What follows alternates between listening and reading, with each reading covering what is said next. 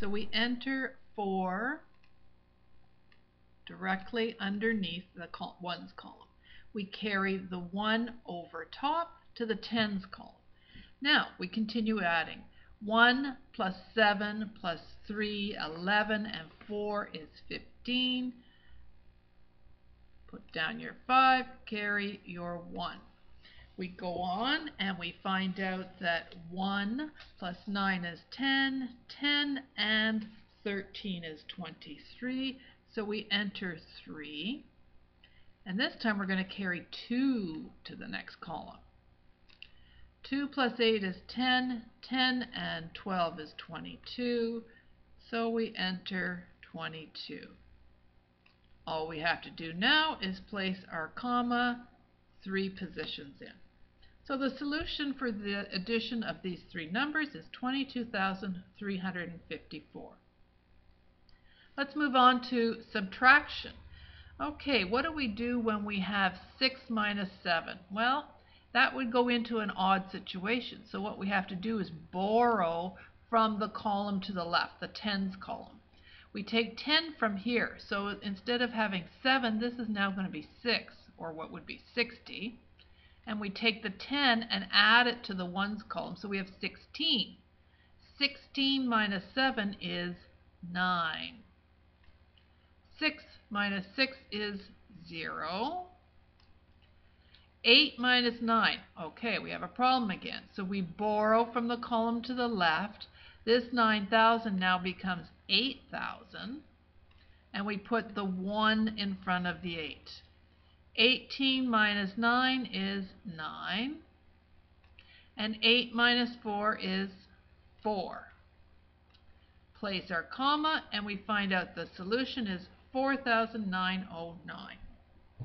All right, now we're going to move on to multiplication. Here we've got 77,000 multiplied by 1,800.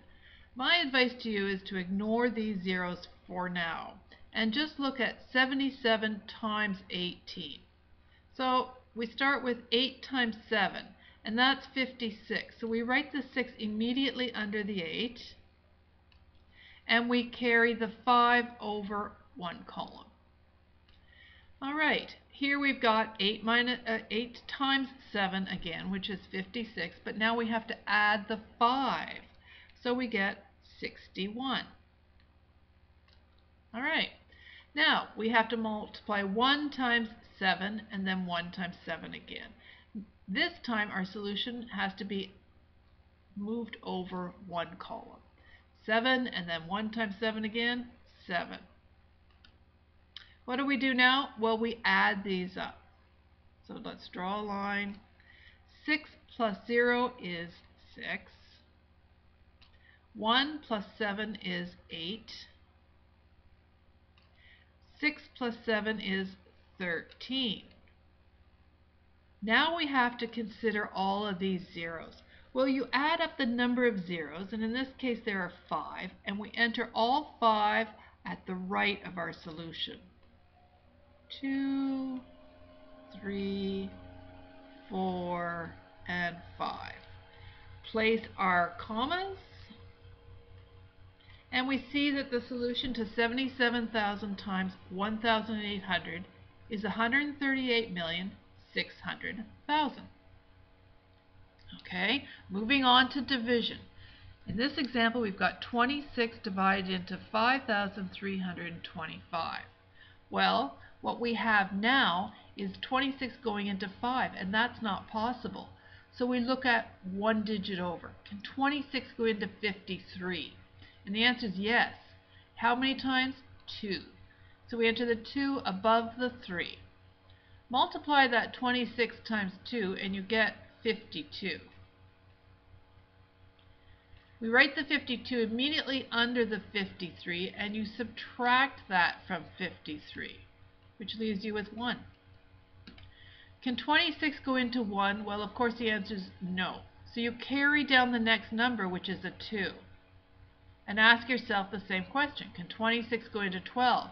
No. So you enter a 0 above the 2. Carry down the next number. We have 5.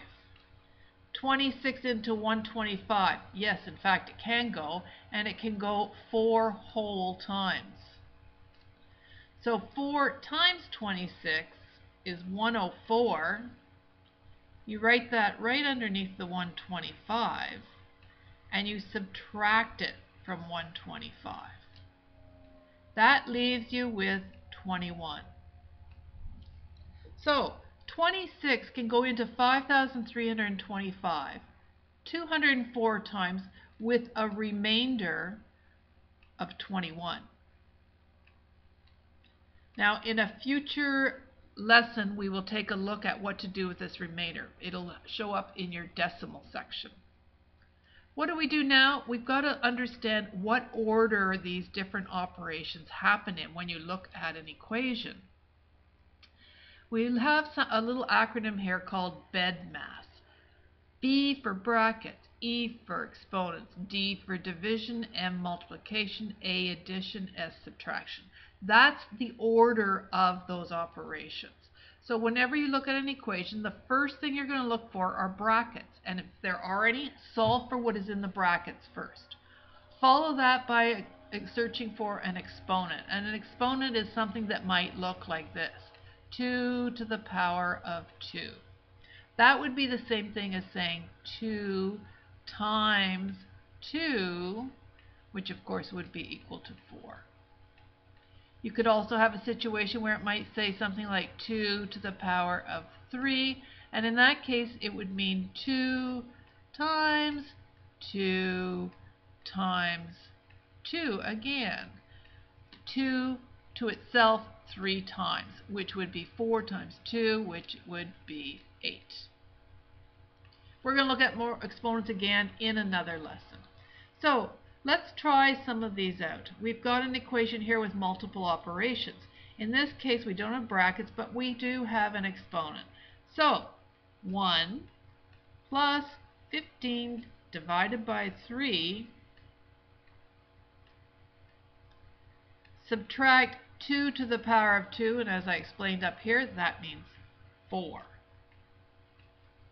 All right, let's continue simplifying. In this case, we now have division we can deal with. 1 plus 15 divided by 3, which is 5, subtract 4.